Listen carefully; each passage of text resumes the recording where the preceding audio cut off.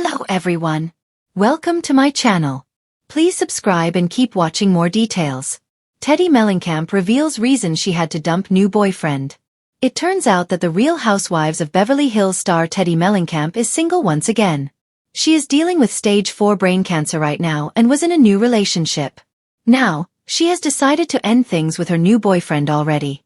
Just last month, Teddi was spotted with boyfriend Richie Ray and they looked really cozy.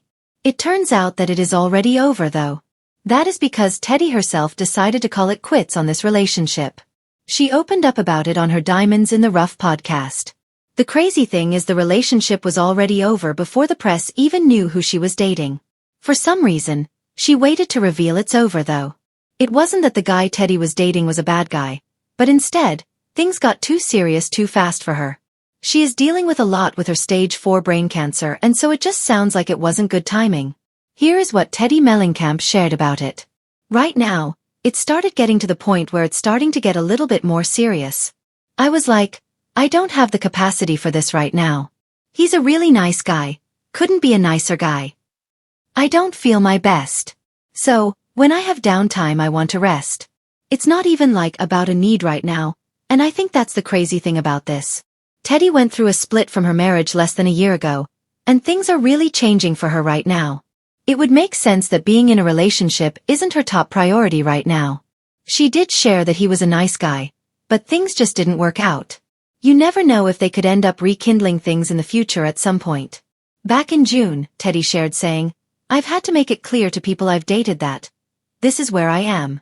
This is what I've got. If it's enough for you, great. If it's not enough, I won't be upset. I mean, yes, my feelings will probably be hurting, but this is all I got to give. And if that's enough, great. Are you surprised to hear that Teddi Mellencamp is single once again? Do you think that she made the right choice? Sound off in the comments below.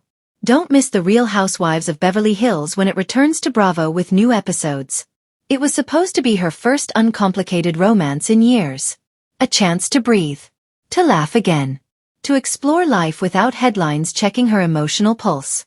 But Teddi Mellencamp, former Real Housewives of Beverly Hills star and accountability coach, has never been the kind of woman who coasts. She is honest to the point of discomfort, thoughtful to the point of trouble, and when her heart begins whispering warnings, she listens. Now, she is finally sharing why her promising new relationship came to an abrupt end. It wasn't betrayal. It wasn't scandal. It wasn't even a loss of interest. The truth, she says, is more difficult than any of that. You can love someone and still have to let them go. A new chapter. Or so it seemed. For months, Teddi's followers speculated, softly at first, about the mystery man who appeared in the edges of her life. A blurred shoulder in an Instagram story. An offhand comment about trying new things. A single photo of her hand intertwined with another's, posted and deleted in less than 10 minutes. It took little time for the rumor mills to churn. After all, fans had watched her marriages unfold on screen, her dynamic as a mother, her friendships, her heartbreaks. The idea that Teddi was dating again fascinated people, not because they believed she needed a partner, but because her vulnerability made the experience relatable. She was stepping back into the same unpredictable emotional wilderness that so many endure. I thought I was ready, she admits. I thought I'd finally hit a place where I could let someone in without overthinking every inch of the relationship. The man, whose name she has chosen not to reveal, was charming, brilliant, and by all accounts deeply smitten. There were late-night conversations, mornings that began with coffee and quiet laughter, spontaneous trips to places neither of them had visited. There was joy, ease, a spark that seemed to glow not with fireworks, but with the warm steadiness of a candle. For the first time in a long time, Teddi felt wanted without expectation. It was a revelation that caught her off guard. But life, as always, had other plans. The things she couldn't ignore. Even in the happiest moments, a thought sat beneath the surface. Soft at first, then louder. I kept thinking about my health, she says. About what I was facing. About whether I was bringing someone into a storm they didn't know how to navigate. Her ongoing battle with melanoma has shaped much of her recent life. The checkups, the procedures, the uncertainty. The mix of hope and fear that clings to the body even on good days. She has spoken about it openly, using her platform to raise awareness, encouraging others to get checked, to pay attention, to advocate for themselves. Navigating cancer isn't just a physical journey. It's emotional, psychological, relational. And somewhere along the way, Teddi realized that as much as her new partner cared, he did not fully understand what it meant to share that path. Not his fault, not a flaw, simply a truth. We were at dinner one night, she recalls, and he made a comment, something innocent, about planning a trip 6 months out. And I froze. Not because I didn't want to go, but because I immediately thought, what if I'm in treatment then? He didn't say anything wrong. He didn't do anything wrong. But the moment opened a door inside her. A place where she couldn't ignore the truth she'd been avoiding. He looked at life in long stretches of highway. And I was suddenly seeing mine road by road, appointment by appointment, scan by scan. She felt they were standing on the same sidewalk but facing different directions. The distance wasn't yet wide, but it was widening. When love is not enough. Many people assume breakups stem from conflict.